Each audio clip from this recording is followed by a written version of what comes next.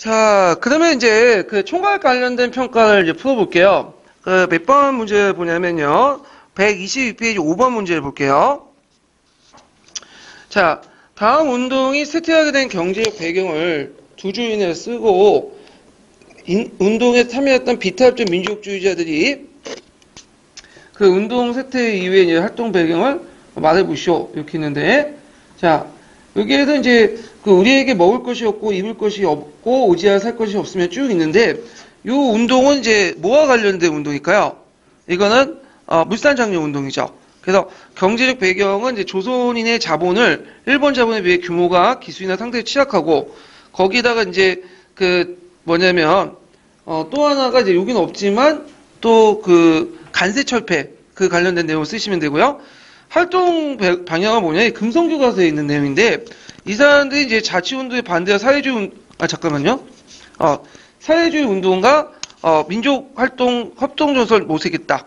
그러니까 이제 요 부분은 누구냐면 조선민흥회에 관련된 내용이에요. 조선민흥회. 예. 그래서 조선민흥회가 이제 뭐냐면 그 뭐에 참여했죠? 물산운동에 참여했죠. 예, 물산 장려운동 그거와 연결시켜서 한번 같이 이제 보시면 될 것 같아요. 자, 그 다음에 이제 몇 페이지 펴 보시냐면요. 14번 문제. 125페이지.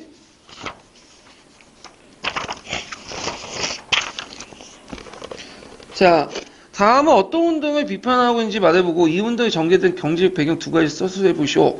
이 운동의 의의를 써보고 밑줄진 내용을 고려 이 운동의 한계를 기수해 보시오. 자, 이건 물산장려 운동이고 경제적 배경은 아까쯤 했던 거 그대로 쓰시면 되고, 이 운동의 의의는 뭘까요? 민족의 경제적 자립을 통해 근대적 발전을 추구하여 민족 의식을 높인 데 이바지했다. 두성교과서에 있는 내용이에요. 예. 의의는 없더라고요. 근데 은근히 책을 읽다 보면 곳곳에 이렇게 하나씩 걸리는 게 있어. 그래서 이제 교과서 내용도 꼼꼼히 보셔야 돼. 자, 운동의 한계는 여기 밑줄친 측면에서 보죠. 신자치계급으로 자기가 그걸 대신하는 건다. 자, 민족자비의 늘어난 수요를 감당할 생산력을 갖추지 못하고 그 새로운 회사나 공장을 성적으로 제대로 이루지 못하는 가운데서 오히려 뭐죠? 그 수요 증가로 상품의 가격만 올려놓은 채 상인들 이득만 보게 됐다. 이렇게 쓰시면 될 것 같아요. 자, 그 다음에 이제 마지막으로 141페이지 34번 문제 볼게요.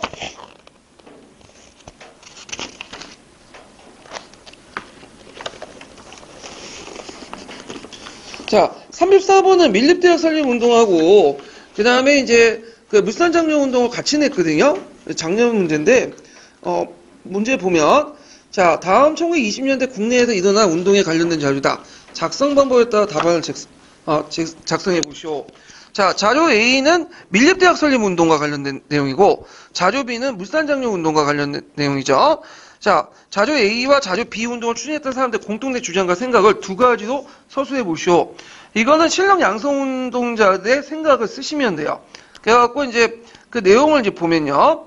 그 1차 세계대전 이후에 새로운 국제정사, 3.1운동 이후에 일제가 내놓은 문화통치에 기대를 걸면서 사회기조와 신문화 건설 등을 주장했다. 또 약육강식과 우승열패라는 사회주의 진화론적 세계관에 입각해서 일제가 허용하는 범위에서 민족의 실력을 기르는 데 필요하다고 생각했다. 이렇게 쓰시면 돼요. 물론 모든 실력 양성 운동자들이 그렇게 생각은 아니고 상당수가 그렇게 생각했다는 거 이제 기억을 해두시면 되고, 그 다음에 밀립대학을 설립할 수 있는 요건이 됐죠. 몇 차 조선교육령? 제2차 조선교육령 이렇게 쓰시면 되고, 자, 밀립대학 설립 운동의 중단 이유, 이거는 이제 그 일부 사회주의자들의 비판, 일제 감시 억압, 1924년, 25년 연이은 흑년원 모금운동 중단, 경성제국대역 설립 이렇게 쓰시면 되고요. 그 다음에 니은의 구체적인 방법으로서 토상장려로 쓰시면 되겠죠. 그래서 조선사회 물산을 장려하기 위해서 스스로 제작하여 공급한다. 이런 것들 쓰시면 되고요. 자, 그 다음 경제적 배경은 그 부분에 이제 아까 지금 언급했던 것들 물산장려운동의 경제적 배경 쓰시면 될 것 같아요. 자, 그래서 이제 한번 이렇게 풀어봤고 다시 이제 본 내용에 들어가서 자치론을 보죠. 자치론은 예전에 한번 1920, 30년대 그 뭐냐면 문제를 물어볼 때 전반적으로 물어볼 때 한번 나왔어요. 그래서 자치론도 이제 나올 가능성이 되게 많은데 이 자치운동은 그 당시 1920년대 타협적 민족주의와 비타협적 민족주의를 분열시키는 계기를 마련했던 운동이에요. 그 자치론을 주장했던 이제 그 걔들의 이제 전반적인 성향을 보면 일제 투쟁이 아닌 타협운동을 해서 실력 양성 운동자들이 되게 많았고 되게 상층 부르주아 계급들이 되게 많았어요. 그래서 이들의 생각은 뭐냐면 일본의 주권 아래 법률이 허용하는 범위에서 운동을 전개한다. 여태 법률이 허용한 건 누가 만든 법이에요? 일본에 의해서 법이죠. 그러니까 일본의 통치를 인정하는 과정에서 어차피 우리는 이제 능력이 안 되니까 일본의 그 통치를 인정하는 과정에서 아일랜드나 이런 나라처럼 자치를 하자. 이렇게 이제 주장했던 사람들이 이제 자치론자들인데 배경을 보면 외교를 통해 독립운동이 자주됐죠. 그래서 일부 상층 부유자 세력들이 이제 민족주의 세력의 자력으로 독립하는 불능을 대두하게 되고 거기다 이제 뭐 물산 장려운동, 밀립대학운동 이런 것들을 이제 실패하는 과정에서 자치운동을 선회하게 돼요. 그래서 최소한 정치 교역력이 필요한 상황에서 일제와 협력하는 방향으로 하게 되고 거기다 총독부가 그걸 이용했죠.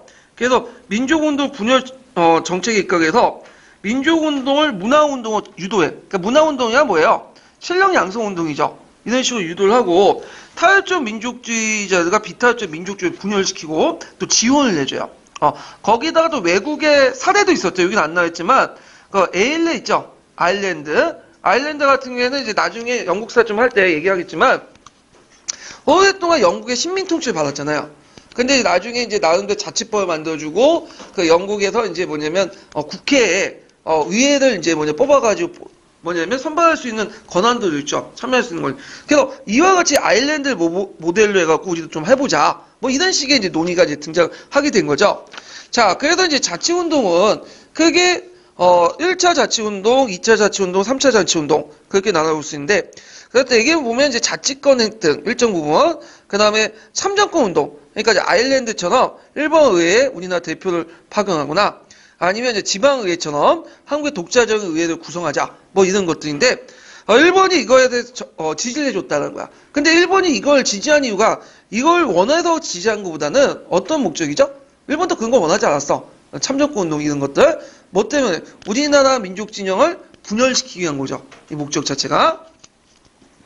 자, 1차 자치운동은 이제 누가 했냐면 국의 안창호, 동아일보의 김성수, 송진호, 이강수, 천도유신파 최린 이런 사람들이 있는데 이들은 이제 자치권 획득을 내걸고 정치결선 영정회를 구성해서 했고 그 중에 대표적인 사람이 이강수와 그 다음에 최남선이죠. 이강수는 이제 여러분도 알다시피 1920년대 초반까지는 얘가 이제 뭐냐면 독립운동을 했죠. 그러다가 이제 이 사람이 원래 상해에 있었는데 상해 귀국을 했어. 귀국했다가 보니까 경찰서에 잡혀갔는데 하루 이틀 만에 나와. 그래갖고 보니까 몸이 다 성해. 그럼 변절했다는 거죠. 이때부터 이제 친일파가 변절한 거죠. 자, 그래서 이 사람이 민족 개조론을 내세워서 민족의 경륜이라는 동아일보 논술 등에 뭐라고 얘기를 했냐면 우리나라 민족들은 원래부터 이제 나태하고 이기심에 빠져 있고 사회성 결핍하기 때문에 우리는 결국에는 민족은 멸망하기 전까지는 살아남을 수 있는 유일한 길은 민족성 개조다. 그래서 우리가 열등 민족이기 때문에 우리들 이제 독립운동 포기하고 그다음에 일본 제국주의 아랑에 맡겨가지고 생각하자. 그래서 민족성 개조 운동을 펼쳐요. 예. 그래서 우리가 이쪽 때는 지금 한심한 소리를 하고 있는데 하여튼 그런 것들을 했고 결국엔 조선 내를 허락하는 범위에서 정치적 결사를 조직하자. 이 내용이에요. 그다음 최남선 같은 사람인데 이 최남선도 초창기 때는 독립운동했던 사람이죠. 이 사람도. 근데 이제 나중에 이제 이 사람도 일제에 붙어가지고 이제 친일파가 변절됐는데 우리나라의 국민성을 사대주의, 타율성, 조직력 부족, 형식병 이런 것들을 지적하고 우리 국민은 미성년자이기 때문에 결국엔 일본의 통치를 받아들이고 조선의 독립보다 일본의 통치를 받아들이는 한도에서 스스로 자치를 하자. 뭐 이런 식의 이제 논리를 피게 된 거죠. 자, 그 다음에 2차 자치운동은 이제 1920년대 중반에 했던 거죠. 그래서 총독부와 일부 일본인들의 지원을 받고 이제 총독부의 지원 아래 했지만, 자, 그 내용들을 보면, 주도는 동아일보와 천도교 최린이 주장했고, 영향은 조선일보와 천도교 국파에서는 이들 간제적 타협운동을 비판하면서 나중에 좌우합작 논의의 배경이 되고요. 결국엔 신간의 탄생의 배경이 됐다. 2차 자치운동은 그 당시 도면 부협의회 일부 한국인들이 참가했고, 그때 이제 도면 부협의회에 이제 한국인 참가했던 사람들은 어떤 사람들일까요? 지주 자본가, 거의 친일파들이죠. 실제적으로 이때는 이제 뭐냐면 실제 권한이 별로 없어. 자문기구에 불과해. 근데 나중에 30년대 들어가면 도면 부중에 부협의회 같은 경우에는 일부 의결적인 기능도 있죠. 의결기구. 그 이제 2차 자치법이 바뀌면서 이제 했는데, 그건 뭐냐면 부라는 것은 일제시대 때 누가 주로 많이 살았던 지역이죠? 부는. 주로 일본인들이 많이 살았던 지역이야. 그래서 일본인들이 많이 살았던 지역이기 때문에 그 지역 안에서는 자치적인 어떤 의결기구가 있었다. 이렇게 좀 기억을 해두시면 될 것 같아요. 참고로 도시구역 안에서도 행정구역사 동과 정이 남아있거든요. 동이라는 건 뭐냐면 한국인들이 많이 사는 지역이고, 정이라는 지역은 어디냐면 보통 그 정자가 붙은 지역 있죠. 마치라고. 그런 것은 이제 뭐냐면 주로 이제 일본인들이 많이 살았던 지역이에요. 그래갖고 이제 주로 일본인들이 많이 살았던 지역이 그 혼마치라고 예전에 불렀던 충무로 일대. 그 다음에 또 이제 명동 아시죠? 명동 가보면 좀 아기자기하고 일본풍이 딱 느끼잖아요? 거리 구성이. 명정이라고 해가지고 그 당시 일본인들이 많이 살았던 지역이에요. 그래서 나중에 강복 후에 명동으로 이제 바뀌고, 그 혼마치라고 불렸던 충무로 일대는 이제 누굴 이름을 갖다 붙였어요? 이순신 이름을 갖다 붙였죠, 시호를. 그래서 여기에 이제 일본 놈들이 더 이상 살지 못하도록 이렇게 하기 위해서 충무로로 이렇게 이름을 붙였잖아요. 자, 하여튼, 그래가지고 이제 있고, 3차 자치운동 같은 경우에는 이제 사회토가 재부임하면서 함께 시작했는데, 그때 민족주의 지형을 개량주의로 유도하기 위해서 참정권과 자치권 허용을 선정했고, 거의 3차 자치운동은 2차 자치운동에 참여했던 사람들이 그때 참여했어요. 그래갖고 이제 체님의 천도교, 동아일보, 그 다음에 신간회와 이제 일부 애들이 그 체님의 심파와 연결돼서 일부 자치론을 주장했다고 했죠. 예. 그래가지고 결국에 이때 이제 법을 바꿔서 1930년에 일부 협의와 평의회를 의결기관을 만들죠. 아파에는 부협의회를 의결기관을 했다. 요 좀 기억을 해두세요. 2차 자치법을 고쳐가지고 지방관계 법률 1930년에 그렇게 해가지고 고쳤다. 기억을 해두시면 되고, 결과는 이런 자치도는 민족주의 내의 분열을 가속시키고 친화시켰고, 자치권의 결국에는 무산됐다. 결국 일제가 할 의도도 없었어요. 예. 그래서 일제 이제 상층 부르주아 계급의 어떤 제국주의 항상을 반영했다. 판타지의 산물이다. 그런 것들 좀 기억해 두시면 될 것 같아요.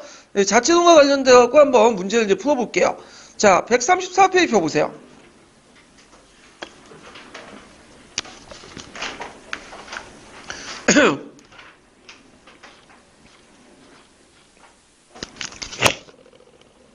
자, 133페이지 3번 문제 볼까요? 3번 문제.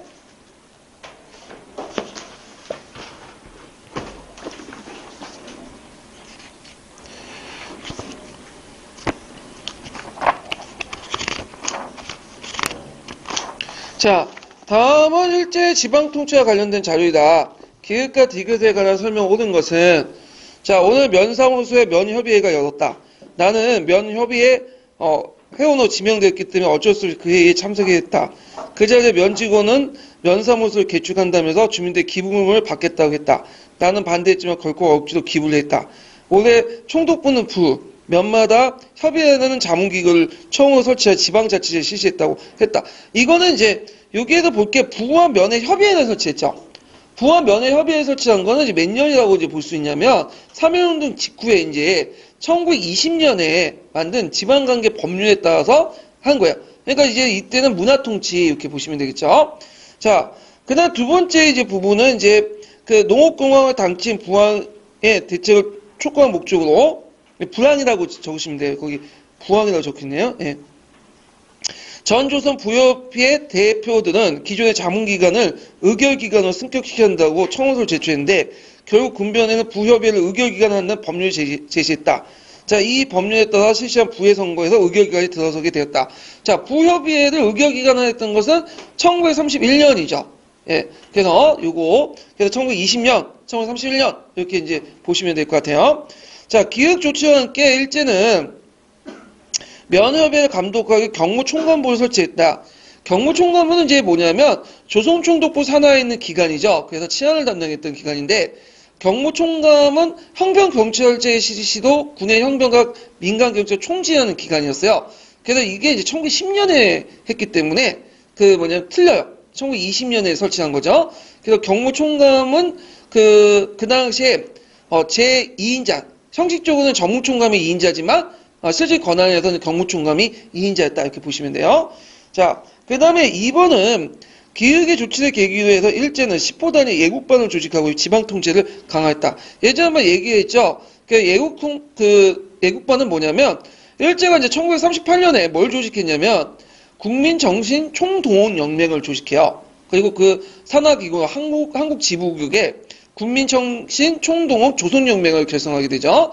그 하부 조직에 이제 뭐냐면 뭘 구성한 지방연맹 아래 조직한 게 예국반이야.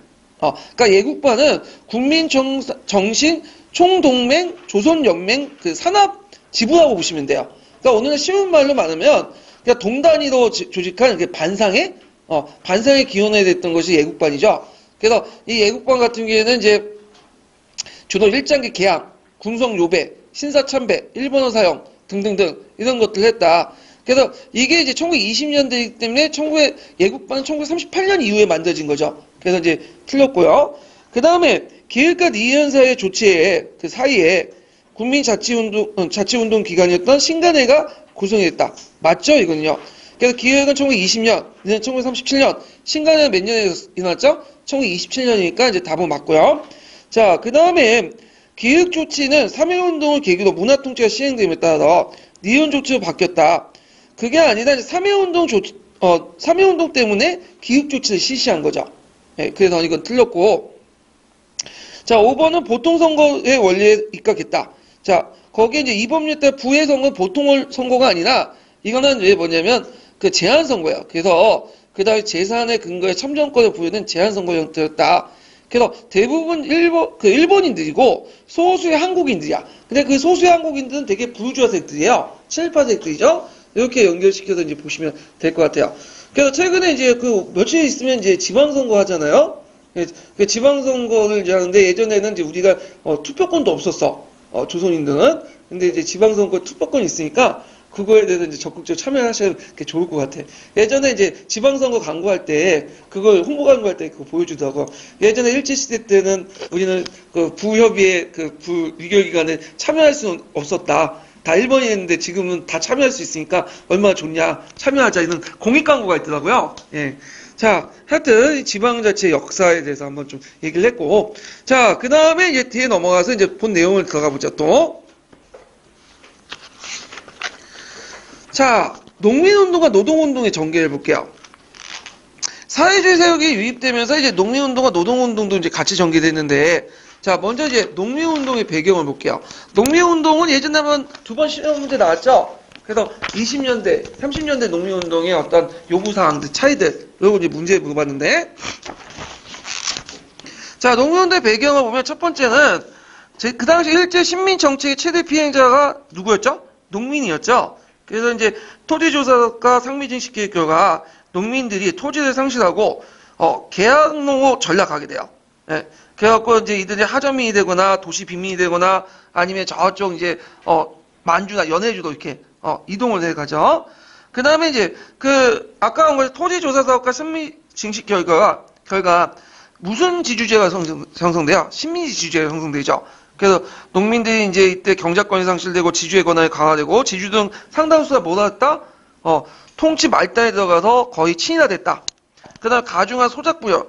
그래서 고유의 소작농. 이때는 이제 변작방수가 아니죠. 거의 한 70% 정도. 그러니까 지주가 70% 갖고 농민들이 한 30% 갖고 그런 형태로 이제 있고. 그 다음에 종자비료, 대금비료도 부담했고 마름의 중간 수탈도 되게 강했다. 그래서 그때 이제 또 사회주의 사상이 또 널리 보급되는 것도 하나의 일종의 배경이라고 보시면 되겠죠. 그래서 이제 거기 밑에 보면 농민 조합들이 쭉 나와 있어요. 그래서 이제 처음에는 이제 20년대 초반에는 소작인 조합들을 출발해서 이것들이 조금씩 조직을 합치고 하면서 만든 것이 조선노농총동맹이야. 그래서 조선노농총동맹은 1924년에 만들어졌죠. 그것이 이제 원래 노농총동맹은 그 안에 뭐가 있냐면 농민부하고 노동부가 같이 있어요. 근데 이제 이것이 나눠지게 돼서 1927년에 거기 조선농민총동맹이 조직되고요. 그 다음에 또 다른 편에 조선노동총동맹이 조직되죠. 이렇게 분열되죠. 거기에 이제 조선농민총동맹이나 조선노동총동맹은 일종의 상급단체예요. 그래서 오늘날 그 저기 뭐냐면 민주노총이라든지 한국노총에 있는 상급단체죠. 그래가지고 이제 그 상급단체들 이제 기능을 하는 건데 예를 들어서 뭐 정교조 같은 거 있죠? 적어도 이제 정교조 소속인데 형식상만 무늬만 정교조인데 그 게시판에 보면 정교조 욕하는 사람들 많더라고요. 예. 자, 뭐 저도 정교조 뭐 100% 만족하진 않지만 일단 정교조는 어디에 속해 있어요? 민주노총에 속하죠. 그렇게 이제 개별 단위 조합의 뭐냐면 상급단체 역할을 했던 단체들이 이런 단체들이다. 이렇게 좀 기억을 해두시면 되고 예전에 한국 근현대사 문제에서 이거 많이 물어봤어요. 조선농민총동맹이 언제 조직됐냐? 1927년. 예, 이렇게 이제 기억을 해두시면 돼요. 농민총동맹하고. 자, 그러면 이때 이제 그 전개 과정이 예전에 시험 문제 나왔죠. 이거 별표 2개 쳐놓으세요. 보통 농민운동과 노동운동의 전개 과정을 되게 이제 그 좀 어렵게 나오면 4단계 나눠요. 1단계, 2단계, 3단계, 4단계. 근데 이제 그 교과서에서는 되게 그렇게 안 나누고 1, 2단계로 그냥 나눠버려. 그래서 공무원 시험에서 보통 4단계까지 물어보거든요. 근데 굳이 이렇게 물어보지도 않는 것까지 앞서가지고 생각할 필요 없을 것 같아. 그래서 저는 그냥 농민운동 교과서 기준으로 해갖고 1단계, 2단계 이렇게 나눴어요. 1920년대 1단계, 1930년대 2단계 이렇게 이제 보는데 1920년대는 주로 이제 그때가 이제 어떤 시기였냐면 산미증식 계획이죠. 농장이 확대되고 소작료가 올라가고 그래서 이제 주로 투쟁 방식이 뭐냐면 경제투쟁이었어요. 농민의 생존권 투쟁이었죠. 그래서 이제 주로 내걸었던 게 뭐냐면 이제 뭐 소작료 인하, 소작조건 개선, 소작권 이전 반대 이런 것들. 특히 소작권 이전 반대가 되게 많았는데 그 내용이 뭐냐면 이게 이제 그 당시에 이제 소작 계약을 맺을 때 보통 2, 3년 단위로 계약을 맺고 그 다음에 계약 안에서도 소작권을 변경시켜버려. 그러다 보니까 이제 소작권이 불안전하죠. 그래서 이런 것들 반대했다. 대표적인 그 당시 소작쟁이가 암태조 소작쟁이야. 그래서 그 암태조 소작쟁이는 나름대로 그 당시 이제 소작권 반대 등등 해가지고 해서 나름대로 성공한 그 소작쟁이야. 그 성공할 수 있었던 게 뭐냐면 이 암태조 소작쟁이는 누굴 대상으로 했냐면 한국인 대지주들이 운영한 농장을 대상으로 했기 때문에 좀 성공한 것도 있어요. 예. 자, 근데 30년대 들어가면서 30년대 초반에 넘어가서 이게 점점 정치적 투쟁으로 바뀌죠. 전투적 투쟁으로. 그래서 식민지배를 부정한 항일 민족운동으로서 계급투쟁, 사회주의와 결합되고 비합법적 조직이 했다. 그러면 예전에 사회주의자들이 결합이 안 됐냐? 그게 아니라 이 당시에 사회주의 영향이 많았어요. 그렇지만 사회주의자들이 지도부를 구성할 것까지는 안 했거든요. 근데 이 당시에는 적색 농민조합, 적색 노동조합도 구성이 돼. 그러면서 이들이 이제 자신의 어떤 인정투쟁을 벌이려고 막 가격한 행동을 하죠. 그래서 그 경제적인 어떤 것보다는 정치적인 어떤 성격을 이제 띠게 되고, 그래서 식민지 주제를 강화시킨 일제 타도, 농민의 토지 소유, 이런 것들을 요구하게 돼요. 그래서 이제 그때 대표적인 이제 뭐냐면 소작쟁이가 불임업 농장의 소작쟁이에요. 그래서 결국에 이런 그 뭐냐면 소작쟁이는 탄압받게 되고 점점 이제 뭐냐면 지하화되죠. 이건 노동운동도 마찬가지예요. 1920년대 노동운동과 30년 노동운동의 차이점이 농민운동의 차이점 동일해요. 그래서 그거 좀 기억을 같이 해두시는 게 좋을 것 같아요.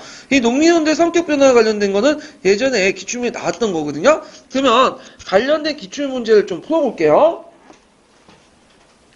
몇 번을 이제 보시냐면요. 자, 132페이지 잠깐 펴볼까요?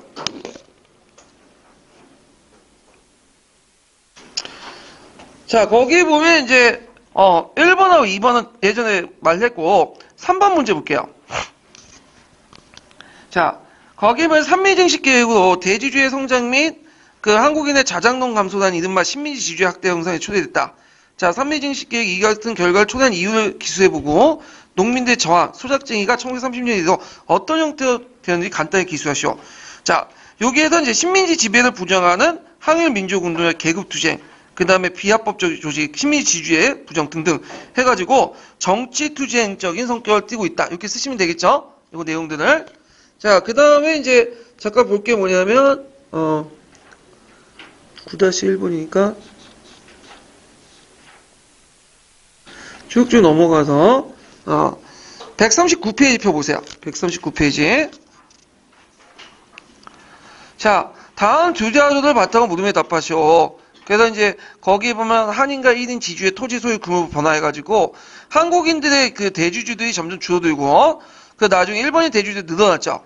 이거는 뭐 때문에 그래요? 20년대 산미 증식 계획, 이게 결과죠. 그 다음에 소작쟁이 원인 발생 결수해갖고, 이제 그 소작권 이동, 뭐, 감면 철구인데, 대개 보면 20년대에서는 되게 이제 소작권 이동 같은, 소장 인호, 이런 것도 있는데, 나중에 이제 30년대 들어가면 이것도 있지만, 이제 주로, 그 뭐냐면, 제국주의 투쟁 같은 것들이 많이 일어나요. 30년대 초반에 들어가면, 이런 것들이 좀 줄어들고, 상대적으로.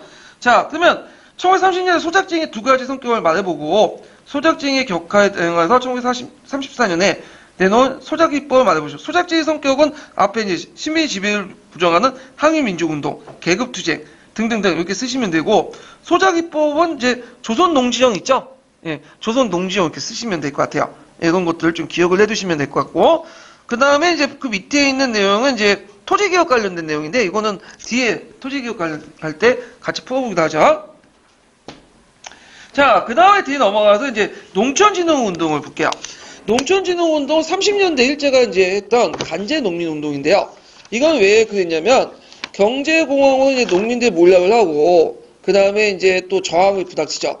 또 사회주의 운동에 영향을 받아서 농민조합운동이 확산을 하고요. 그 다음에 또 일제가 이제 대륙 침략을 하기 위해서 병창 기지화 정책을 하잖아요. 그래서 후방 기지를 안정한 목적으로 이제 수탈을 극대화시키는 목적으로 했던 것이 농촌진흥운동이죠. 그 내용을 보면요. 춘궁을 퇴칭하고, 그러니까 춘궁이라는 것은 이제 보릿고개 있죠? 이 보릿고개 같은 걸 퇴치하고, 자적갱생, 차금. 차금은 뭐야, 이거는? 그 당시에 이제 뭐 돈을 많이, 고리대를 많이 했어. 그래갖고, 이 고리대를 이제 뭐냐면 퇴치하고, 그 다음에 고리대를 빌리는 걸 뭐냐면 예방을 부방하고요. 부녀자 같은 인력들을 이용해서 영농의 다각화를 깨려고 했죠.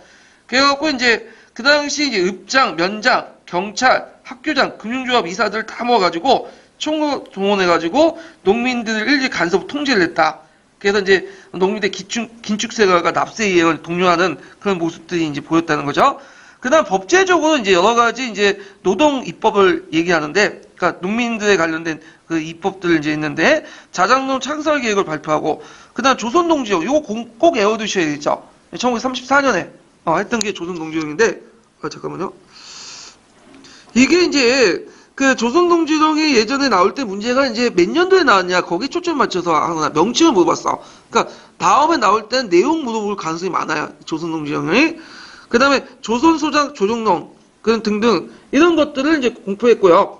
거기에 이제 제일 중요한 게 그 조선농지령인데, 조선농지령 잠깐 보기 전에 이제 조선소작 조정농을 좀 얘기해볼게요. 이게 1933년에 만들어진 법인데, 그 다음 소작쟁이가 너무 많으니까 이 소작 조건을 개선해갖고 소작쟁이를 좀 체제를 완화하자. 그래서 소작쟁이를 하기 전에 사법기관을 조정을 소작쟁이를 미리 방지하려고 했어요. 예. 그래서 지금도 마찬가지로 노동쟁이 딱 하기 전에 노동중재위원회를 열어가지고 먼저 그걸 하기 전에 그걸 중재를 해주잖아요. 예, 그런 거와 비슷하다고 보시면 돼요. 자, 조선농지령 그 별표 2개 쳐놓으셔야 자, 3번 정도 언급했던 내용인데, 자, 여기에서 주요 내용은 뭐냐? 소작이라는 용어 대신에 임차인 하자. 예전에는 이제 소작 그랬어. 지주 소작.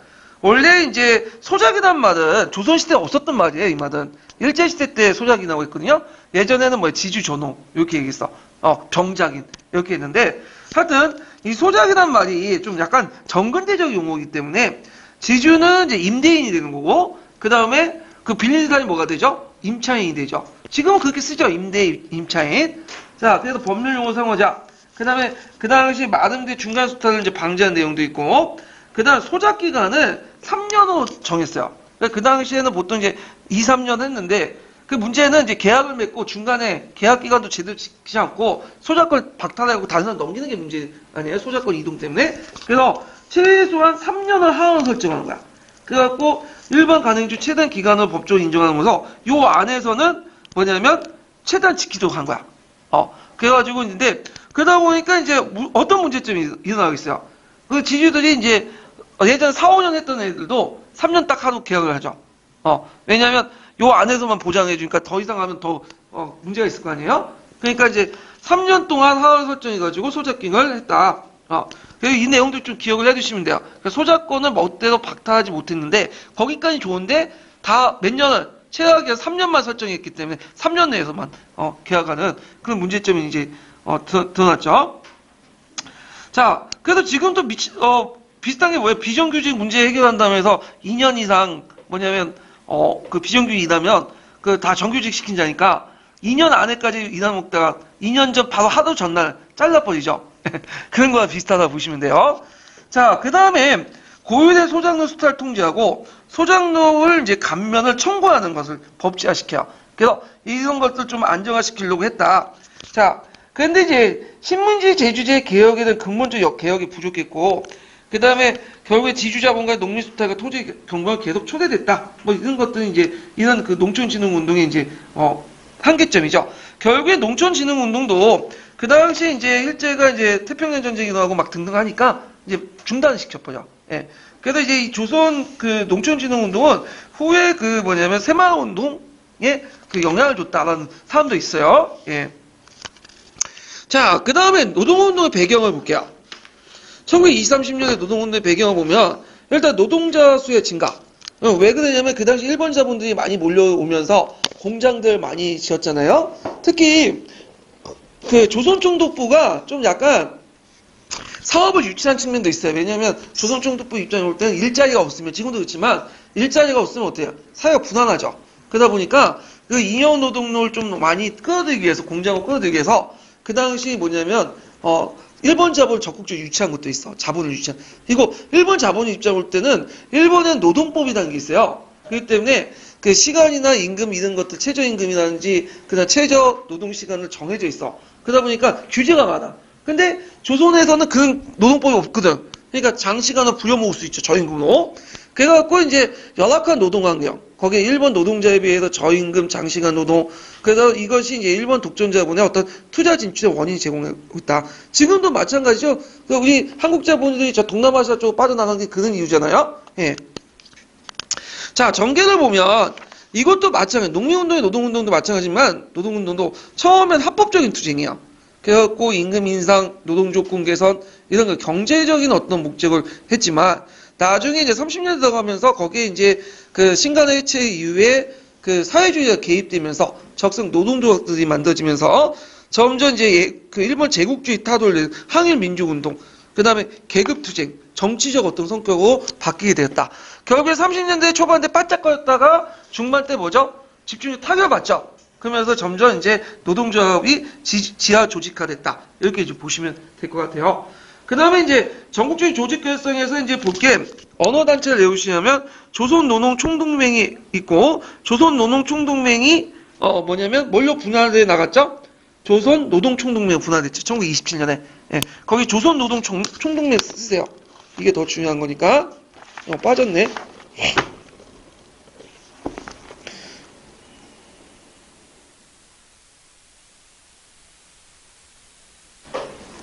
자, 그 다음에 이제 여기에서 좀 기억할 게 뭐냐면, 그 여러 가지 그 노동쟁이 중에 원산 노동자 총파업은 좀 기억을 하세요. 이게 상당히 중요하고, 중학교, 고등학교, 고등학교 웬만하면 다 실려 있어. 이게 1929년에 일어났는데, 이게 뭐냐면 1920년 노동운동 단체 그 노동쟁이 백미예요. 이게 발달이 왜 일어났냐면, 그 당시 이제 영국인이 경영한 그 뭐냐면, 공장에, 섬유 공장에 일본인 감독관이 있었어요. 일본인 감독관이 그 당시 노동자들 별로 그 뭐냐면 잘 일하고 있는데 툭 하면 때렸나 봐. 폭력을 행사하고. 그러니까 이제 이거에 대해 노동자들이 열받아가지고 뭐냐면 회사 측에 이제 사과를 요구하고 그 다음에 이제 노동자들의 요구를 수용한다고 약속해놓고 약속을 이행을 안 한 거야. 그러니까 이제 노동자들이 이제 그 공장뿐만 아니라 다른 원산에 있는 노동자들이 전국적으로 일어난 거 조직 연대 파업한 거죠. 예. 근데 여기에서만 끝나는 게 아니라 그 전국적 연대 파업 확산되고 그 다음에 외국인 노동단체도 좀 뭐냐면 지지를 해줘요. 그래서 상당히 이제 1929년에 최고로 이제 일어났던 노동자가 원산 노동자 쪽 총파업이다. 그래서 반일 운동을 받쳤는데 이게 전당이 1920년대 30년 넘어가는 노동운동의 좀 계기점을 마련한 운동이었다. 이렇게 보시면 되겠죠. 자, 그래서 비록 이제 진화는 했지만 노동자의 사회 의식을 고취시키고 일본 신민지 통치자들이 노동자 계급에 대한 인식을 각성시키는 배경을 제공했다. 이렇게 좀 기억을 해두시면 될 것 같아요. 자, 그 다음에 이제 관련된 총괄평가 문제를 잠깐 풀어볼게요. 몇 페이지 풀어보냐면 133페이지. 26번 문제.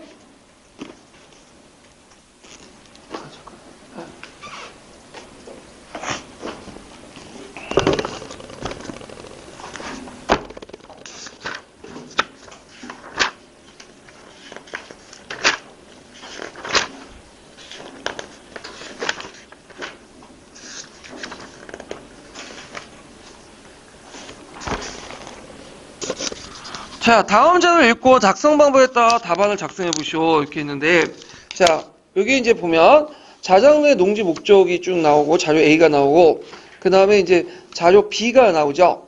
그러면 이 자료 A에 관련된 내용은 이제 뭐냐면, 이건 농촌진흥운동에 이제 했던 것들인데, 자료 A는 이제 보면 이제 A가 자료 B가 있는데, A는 이제 농촌진흥운동에 이제 펼쳤던 자장농 계획이에요. 그래서 아까 이제 농촌진흥운동에서 이제 일제가 여러 가지 계획을 발표했는데 그 자장농 창설 계획과 관련된 내용이고요.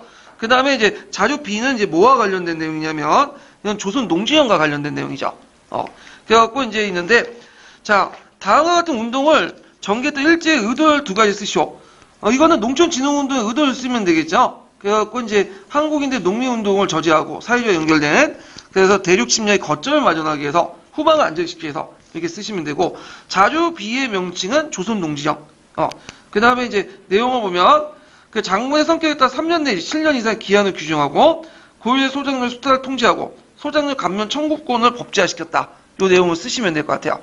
자, 그 다음에 농민운동의 성격은 처음에 소작물 문제를 떼어놔서 이 당시에는 이제 동쪽 철폐가 뭘까요? 동양 척식 주식에서 철폐, 식민지 지주제 반대, 토지 분배를 요구하는 항일 민족운동 또는 방봉건적인 성격을 띠고 있다. 이렇게 쓰시면 되겠죠?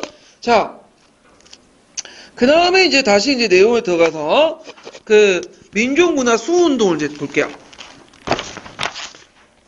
이 민족문화 수호운동에서 이제 볼 게 뭐냐면 민족주의 사관하고 그 다음에 이제 그 당시 사회주의 사관 그 다음에 신민사관 여기에 초점을 맞춰서 공부를 해두시면 될 것 같아요. 자, 민족문화수호운동 왜 일어날까요? 이거는 일제 이제 식민지 문화정책의 반발 때문에 나왔죠. 특히 1930년대 일제가 우리나라를 뭐 하려고 했어요? 민족은 말살 정책을 하려고 했잖아요. 그래서 우리의 민족성을 지키기 위해서 그런 것들 국어나 국사 이런 것들 이제 공부하는 과정에서 연구하는 과정에서 일어났다. 그러면 이제 먼저 볼 게 이제 한글진흥운동부터 볼게요. 자, 보통 이제 우리나라 구한말 때부터 대한제국 시기부터 해가지고 일제시대까지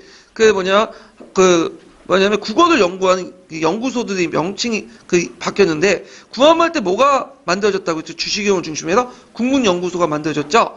이게 이제 1921년에 조선의 연구회로 바뀌어요. 그래갖고 이제 이훈재, 최원배, 김윤경, 장지영 이런 것도 있고 이때 뭐 한글날도 개칭하고 기간제 한글도 발간하고 있는데 근데 이제 조선연구회가 이제 이름이 나중에 1931년 조선어학회로 바뀌거든요. 그래서 조선연구회 왜 바뀌냐면 조선어를 같이 일본 사람들이 조선어에 관심 있는 사람이 있었나 봐요. 그래서 일본 사람들이 조선연구회를 따로 만드니까 이름이 비슷하니까 똑같으니까 이름을 바꿔가지고 조선어학회로 바꿔요. 그래서 조선연구회는 조선어학회다 이렇게 보시면 돼요. 예. 그래서 이제 1931년 조선어학회부터 출발할게요.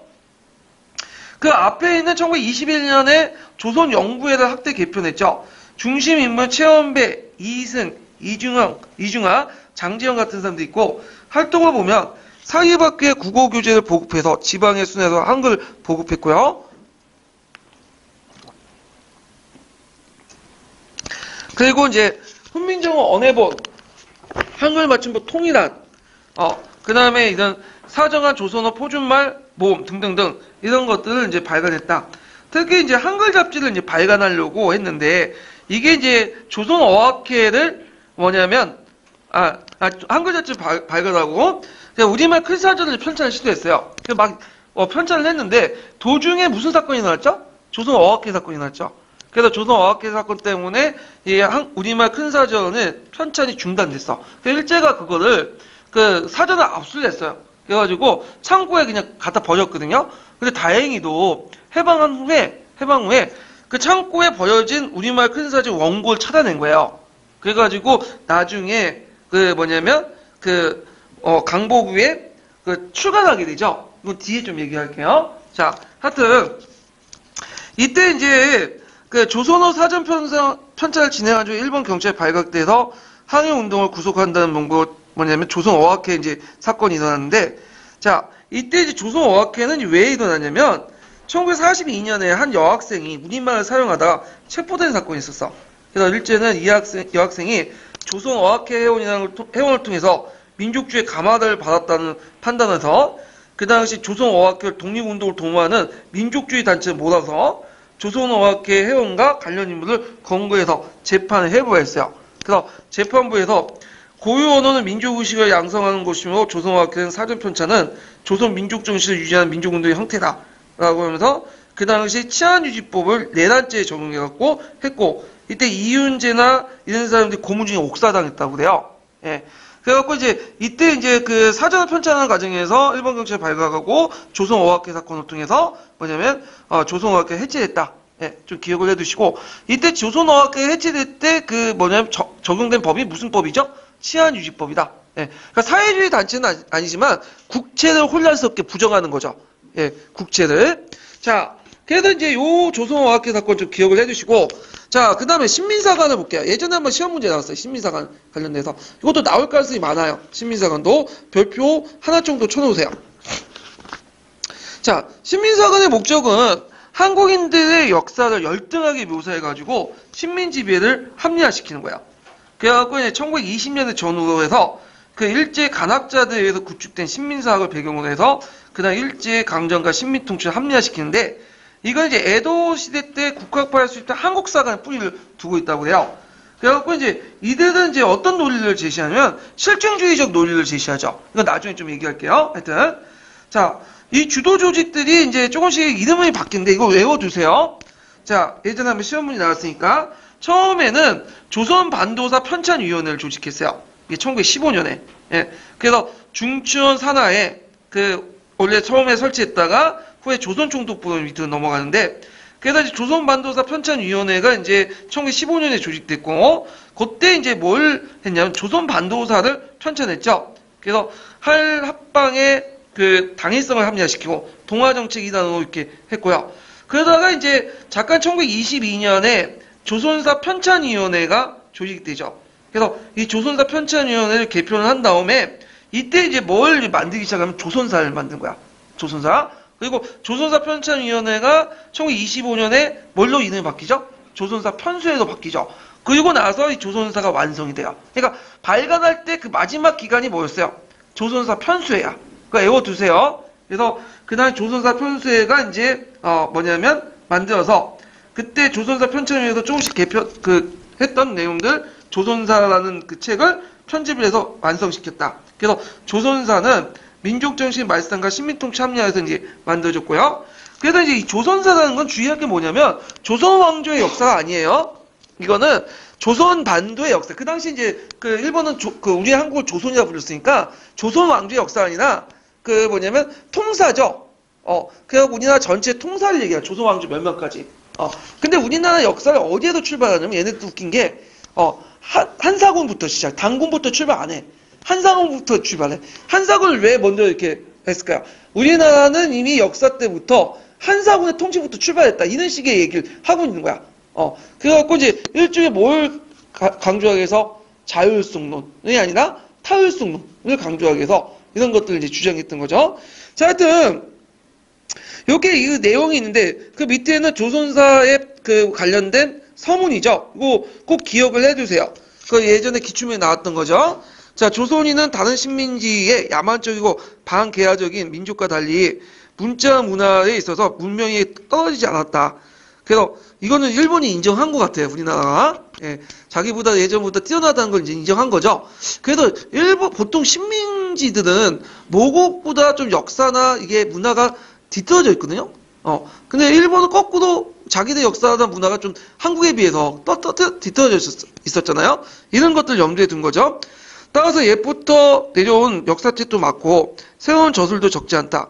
그러나 저자는 헛되이 독립군의 옛 꿈을 떠오르는 게 패단이 있다. 한국통사란 제2조선인. 이 한국통사를 쓴 사람이 누구죠? 박은식이죠. 예. 이걸 본 제2조선인을 그 당시에 이제 뭐라고 얘기냐? 불령선인이라고 했어. 불령선이나 뭐냐면, 말을 듣지 않는 조선인이라는 뜻이야. 예. 그래서 하여튼, 진상이 깊이 박히지도 않고, 함부로 망령된 주장을 펴고 있다. 이들 역사책이 인심이 어지럽게 해독을 해야지 수밖에 없다. 그래서 만든 게 뭐냐면, 조선사죠. 조선사. 자, 그래서 이제 있고, 그 다음 청구학회를 좀 볼게요. 청구학회는 총독부의 정책을 적극적으로 주장했던 이제 뭐냐면 일종의 그 민간단체야. 주로 이제 조선사 편수의 경성 제국대학 교수 중심으로 했고, 신민사학의 이론을 확립하려고 했다. 그래서 청구학충이나 역사연구지를 가능했다. 이렇게 보시면 돼요. 자, 그 다음에 이제 그 신민사학의 방법의 특징, 이들의 특징은 뭐냐? 실증주의를 바탕으로야. 그래서 예를 들어 조선사를 제할 때 너네들은 열등하고 모자르다. 말로만 떠들면 오히려 반감을 불러일으킬 수 있죠. 그래서 이걸 뭐냐면 실증주의.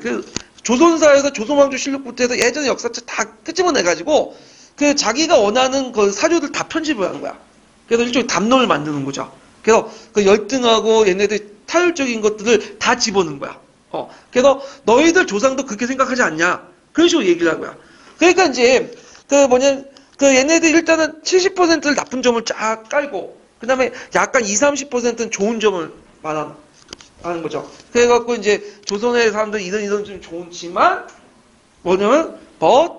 나쁜 점이 되게 많다. 이런 식으로. 왜냐면 너무 나쁜 점만 100% 깔아놓으면 반발이 클 거 아니에요. 예.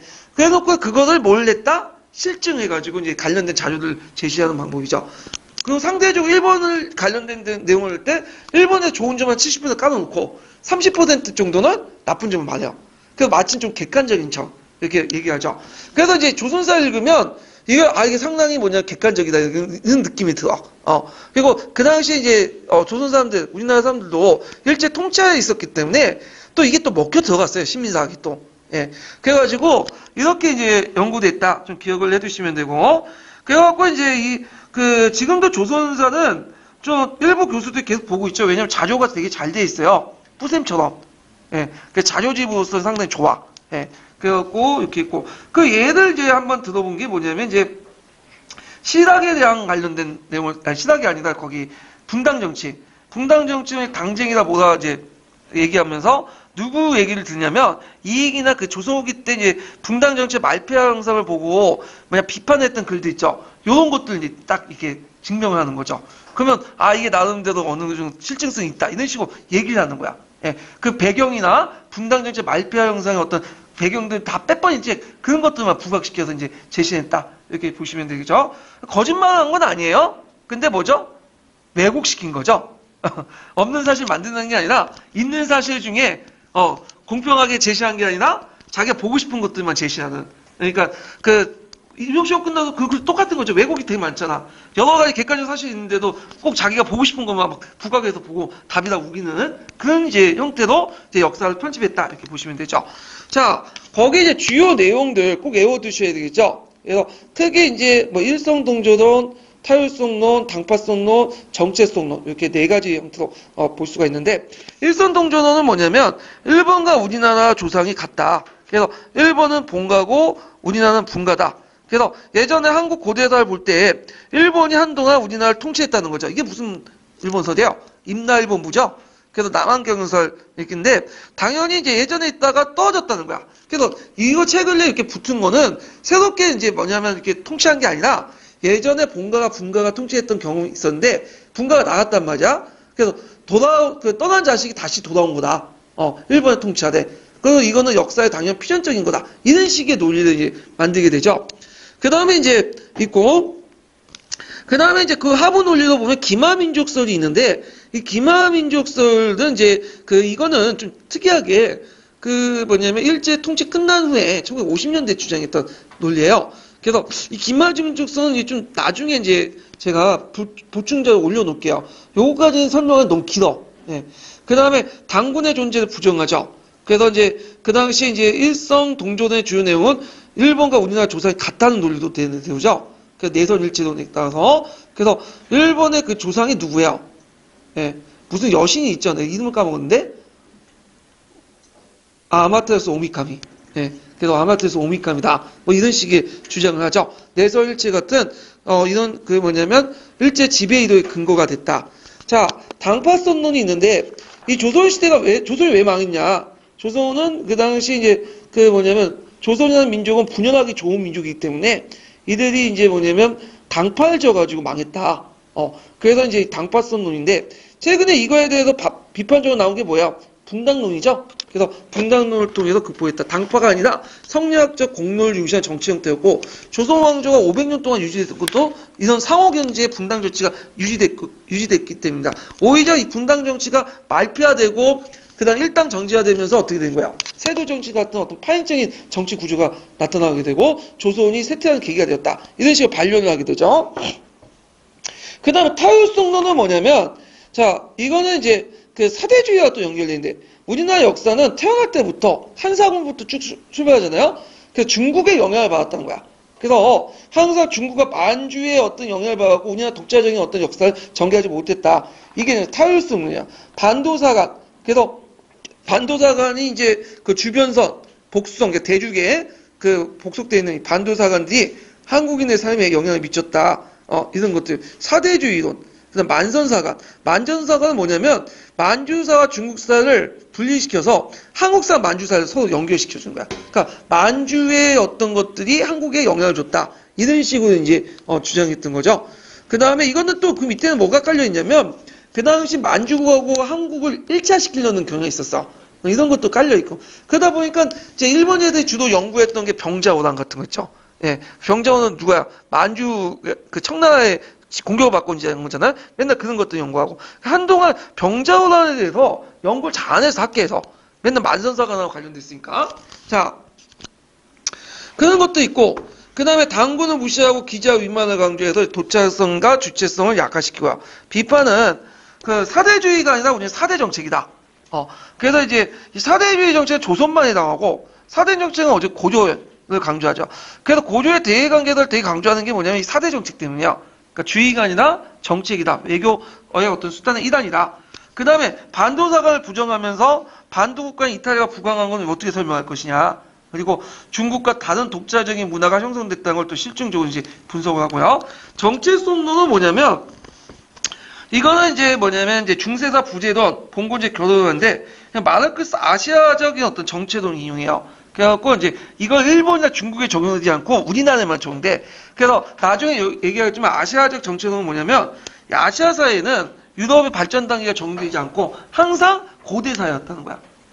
그래서 이제 이렇게 얘기를 하고 있는데 자 이것을 인용해서 한국 사회에 우리나라는 항상 고대만 있었다. 그래서 나와 그 헤이안 시대와 비슷한 고대만 있었다가 중세는 없고 어디에 점프한 거죠? 고대에서 근대가 됐다. 근대를 누가 시켜준 거야? 일본 애들이 시켜주는 거죠. 강화도 조약을 통해서. 자, 이런 식의 얘기를 한 거야. 그래서 이제 그 한국의 역사는 일본의 헤이안 시대의 단계에 불과하고 중세는 존재하지 않고 한국의 역사 발전은 고대 사회에 머물러 있을 수밖에 없었다. 그래서 개항 이후에 일본의 도움을 받아 근대화에 진입했다. 비판을 보면 실증적 분석을 통해서 한국사의 중세시대의 존재를 밝혔죠. 그 대표적인 사람이 누구냐? 백나온 같은 사람이에요.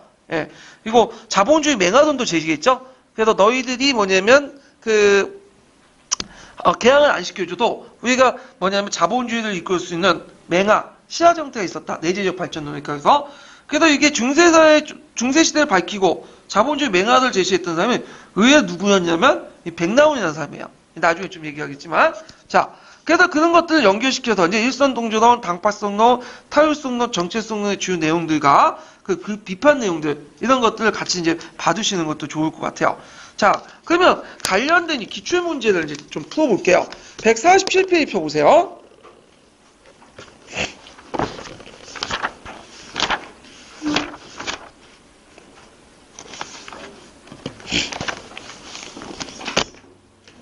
자, 147페이지 몇 번 문제야? 4번 문제죠?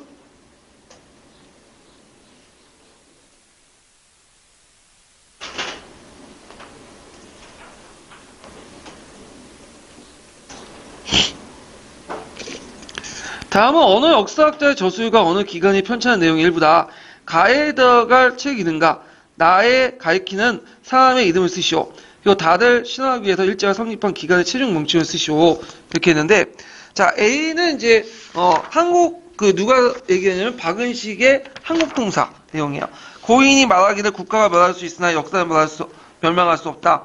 대개 국가는 형체나 역사는 정신이다. 그래서 이제 한국의 형체는 허물어졌으나 정신만은 독점할 수 없는 것인가?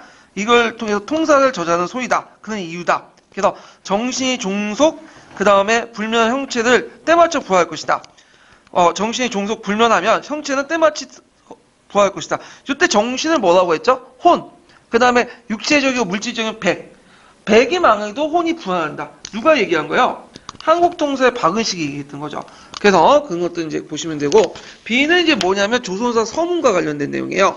그래서 가에 들어갈 책 이름은 제2조선인데 저서인 가처럼, 제2조선인 누굴까요? 그냥 박은식. 가는 한국통사 이렇게 쓰시면 되고, 그 다음에 다를 실현하기 위한 일제에 설치한 기관을 최종 명칭. 그러니까 신민사 간의 최종 명칭 뭐냐면 그 구사의 금합 대신에 공명 정확한 저도 대치하는 것이 보시고 척경이고 혹할가 클 것이다. 결국에는 신민사의 이제 최종 명칭을 쓰라고 했으니까 조선사 편수에 이렇게 쓰시면 돼요. 그래서 지금 신민사과 관련돼 갖고 조선반도사 편찬위원회가 있고, 그 다음에 조선사 편찬위원회가 있고, 마지막으로 만든 게 조선사 편수예요. 예. 그래서 이 중에 마지막 쓰니까 조선사 편수이고, 요때 이제 공명 정확한 저서, 이건 뭐냐면 실증주의에 입각한 저서, 이렇게 이제 기억을 해두시면 되겠죠. 자, 그 다음에 이제 총괄 관련된 평가를 이제 풀어볼게요. 자, 몇 페이지 펴보시냐면 144페이지 37번인가요? 예.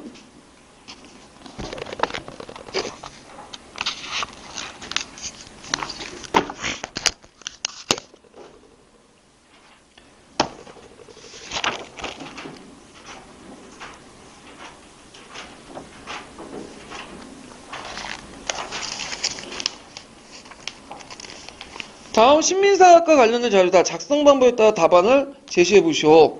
그래서 이제 조선사 단도사 편찬하고 쭉 있는데, 자, 한국인들은 다른 식민지의 야만 다른 미개 민족과 달리 독서와 장문에서 쭉 있다가 한국 통사를 불리는 제공이 있고 쭉 있고요. 그 밑에 이제 신민사학에 준 내용들이 있죠. 자, 임시정부의 기획의 저자의 학술활동을 서술해 보시오. 자, 여기에서 한국 통사를 쓴 게 누구죠? 박은식이죠. 박은식은 이제 인신정부에서 사회편찬부에서 한일관계 사료를 간행했고 국제연맹에 제출했고 한국 독립운동 지열사를 저술했다. 이렇게 쓰시면 되고, 그 다음 니은과 관련된 편찬 목적과 기구 조선반도사 편찬이에요. 그래서 여기 보면 조선사 편수에 쓰시는 게 있는데 여기에서 반도사 편찬이죠. 이거는 조선반도사 편찬위원회 쓰셔야 돼요. 예, 요거는 함정을 파기 위해서 제가 만들었던 거고, 목적은 이제 뭐냐면 한국인들이 뭐냐면 식민지 지배의 정당화, 합리화를 이렇게 한 거죠. 그 다음에 가와 나는 이제 뭘 써요? 정체성론과 타율성론을 쓰시면 되겠죠? 아까쯤에 이제 썼던 것. 그래서 천재교과서에 있는 내용을 제가 이제 발췌 인용을 했고요. 그래서 이제 이렇게 해서 이제 한번 봤고, 그 다음에 다시 넘어가서 민족주의 사항으로 넘어갈게요. 자, 그 당시에 민족주의 사하고 유명한 사람 박은식, 그 다음에 신채호, 그 다음에 정인보 등등등등이 있는데, 신채호가 많이 나올 것 같지만 의외로 박은식이 많이 나와요. 그래서 언제 민족주의 사학들은 박은식이 많이 나오는데, 자, 박은식과 관련된 내용을 보기 전에 잠깐 좀 약간 제가 화장실 좀 갔다 올게요. 예.